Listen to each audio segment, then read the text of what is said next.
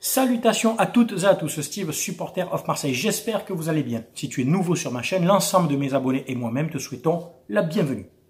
Ici, on parle foot. On va débriefer et analyser ensemble ce match. AG Auxerre, Olympique de Marseille, 6e journée de Ligue 1 Uber Eats, victoire 2-0 de nos Olympiens là-bas au stade de l'Abbé des Champs. C'est parti.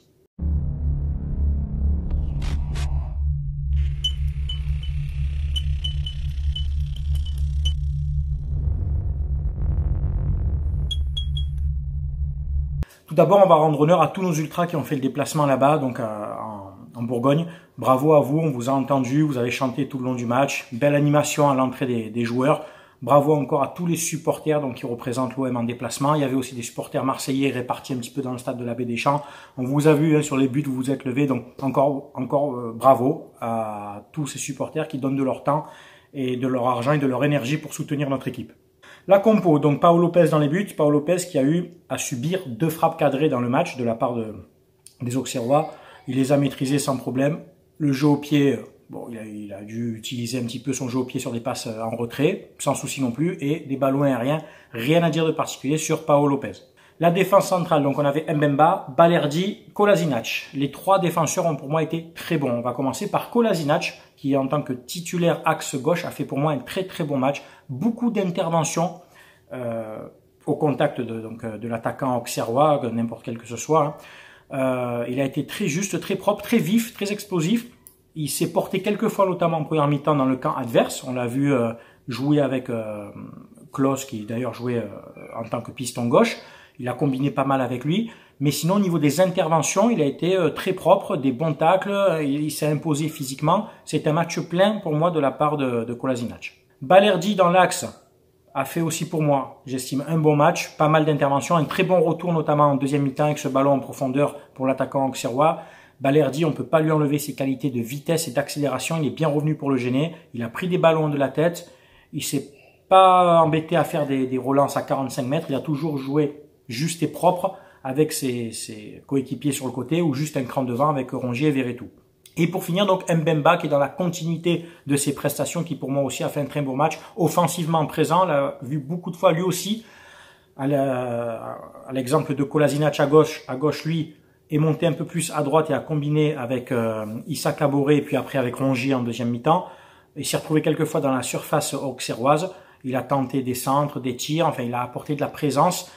Il a été précieux à la récupération. Pour moi, les 3 défenseurs ont été très très bons. Les milieux de terrain, donc on avait la paire Rongier-Verretou. Match plein de Rongier qui a fini piston droit d'ailleurs, et il a plutôt assuré à ce poste sur les à peu près 10, 15, 20 dernières minutes, je sais plus. Mais sinon, les 2 ont été pour moi bons, précieux à la récupération. Verretou un cran en dessous pour moi de Rongier, qui a eu un petit peu de déchets techniques, quelques pertes de balles, mais rien de bien méchant. Les 2 ont été très bons.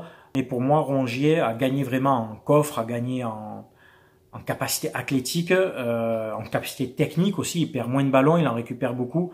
Match plein pour les 2 récupérateurs. Les pistons, donc on avait Issa Kaboré titulaire à droite et Klose à gauche pour faire un peu souffler Tavares. On va commencer par Klose qui a joué une mi-temps pleine. Il a eu une belle action de but sur un ballon envoyé en profondeur par Under. Alors le contrôle est un petit peu long, tu vois à quelle occasion je parle. Il veut après se la remettre sur le pied droit et frapper, mais il y a un retour du défenseur auxerrois. Bon match de Klose au niveau des appels, des courses, de l'intensité qu'il a donnée. Après on voit qu'il était moins à l'aise quand même de ce côté parce que il a dû souvent se remettre sur son pied droit pour centrer. Les repères ne sont pas les mêmes, les automatismes ne sont pas les mêmes. Au lieu d'être toujours focalisé comme ça, c'est dans l'autre sens. Donc je pense qu'il a fait un bon match, mais j'ai senti qu'il était un petit peu gêné de ce changement, tu vois. De l'autre côté, Issa Kaboré, qui a eu peu de chances de se mettre en valeur, il a eu peu d'occasions, quelques ballons en profondeur envoyés en première mi-temps, mais il n'a pas eu cette opportunité de vraiment déborder, d'imposer sa vitesse et son physique. Il s'est contenté de défendre dans son couloir. Il a plutôt fait un bon match, lui remplacé après par Pape Gueye en fin de match, et c'est en fait Gueye qui a pris la place de Rongier qui a pris le poste donc de piston droit. Les joueurs offensifs, on avait donc Under, Gerson et Luis Suarez qui avaient une place de titulaire. On va commencer par le Brésilien Gerson qui, malgré qu'il ait subi beaucoup de tacles, beaucoup de coups tout le long du match, est buteur, c'est lui qui ouvre le score, grâce notamment à un bon travail de Under. Donc Gerson derrière l'attaquant, Under reçoit un ballon en profondeur dans la surface, bon crochet du pied droit, il se la remet sur le pied gauche, il tente une frappe un petit peu enroulée qui frappe le montant adverse de Costil, le montant opposé, pardon. Ça arrive dans les pieds de Gerson qui a quand même cette rapidité d'exécution de faire le bon geste et cette précision d'exécution aussi, parce que un autre joueur l'aurait pris du genou ou du tibia et le ballon serait parti, tu sais, sur Neptune. Là non, il la reprend bien plat du pied sous la barre, imparable pour le gardien, et on ouvre le score dans les 10 premières minutes de jeu. Un Gerson qui a été précieux, alors qui n'est pas pour moi encore au top de sa forme, il a été remplacé au bout d'une heure de jeu lui par Guendouzi, et Under, lui qui est presque un passeur décisif, a été remplacé lui par Alexis Sanchez. Under qui a fait 25 très bonnes premières minutes, qu'on a trouvé un petit peu partout, très juste techniquement, qui a provoqué, cassé des lignes, qui avait des passes très précises en profondeur, notamment pour Klose, notamment après pour Suarez aussi, mais pas très, après mal exploité. Après il y avait beaucoup de défenseurs sur Suarez. Un match, une bonne mi-temps d'Under qu'on a après, qui est beaucoup plus discret en deuxième mi-temps, l'a moins trouvé et donc a été remplacé par Alexis Sanchez. Au niveau donc des changements. Donc on a Tavares qui est rentré à la mi-temps à la place de Klose pour faire un petit peu tourner. Donc Tavares a pris son rôle de piston gauche. Encore une fois, une mi-temps pleine de Tavares dans la provocation, dans la percussion. Il casse les lignes, il porte le ballon. Il a été encore énorme pour moi dans cette mi-temps, presque encore décisif. Une frappe du pied gauche à l'entrée de la surface qui tape le montant de Costil. Ça arrive dans les pieds d'Alexis Sanchez qui malheureusement la prend bien, mais le gardien d'Auxerre fait un bon retour. Bon, Tavares, c'est vraiment une valeur sûre. Depuis 6 matchs, il s'est plein, quoi. C'est des matchs pleins, c'est des mi-temps pleines. C'est costaud, c'est robuste, techniquement c'est très bon. C'est décisif quasiment, parce que là presque, je te dis presque il marque, ou alors sa frappe peut faire office de passe décisive pour Sanchez. Vraiment encore, je suis vraiment impressionné par ce joueur. Guendouzi donc a remplacé, on l'a dit, Gerson. Guendouzi passeur décisif sur le deuxième but, pardon. Donc il profite d'un 1-2, il me semble, avec Sanchez. Il part en profondeur ou c'est avec un autre joueur. Bref, il arrive dans la surface, il la remet bien en retrait dans les 18 mètres à Sanchez qui sans contrôle croise sa frappe et ça fait 2-0 vers la 80e, 85e. Bon, là on était serein parce que mine de rien, Auxerre était quand même dangereux par à coup. On s'est dit on peut se manger un contre avec la vitesse de l'attaquant d'Auxerre.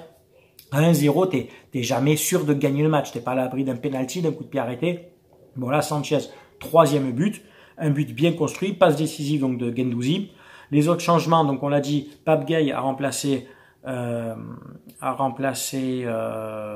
Issa Kaboré, c'est pour ça que Rongier est parti à droite.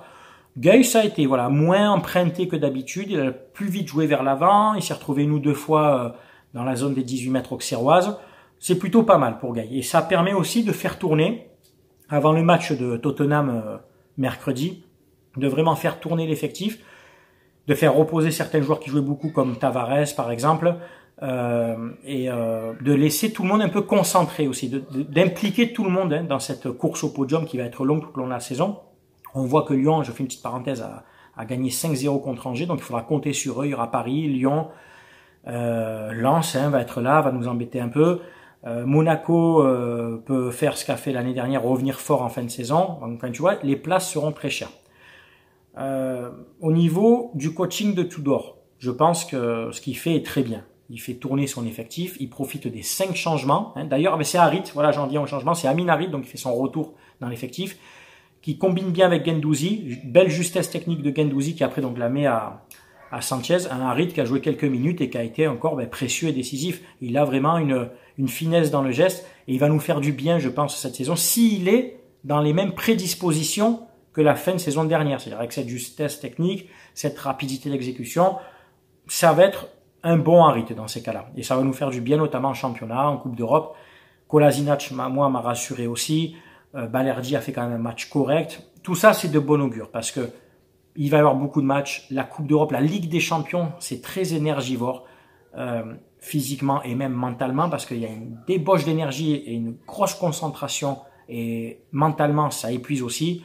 Donc, c'est bien de faire tourner. C'est bien de gagner les matchs, comme on fait là. Encore un clean sheet, le 3e d'affilée. 4e victoire d'affilée.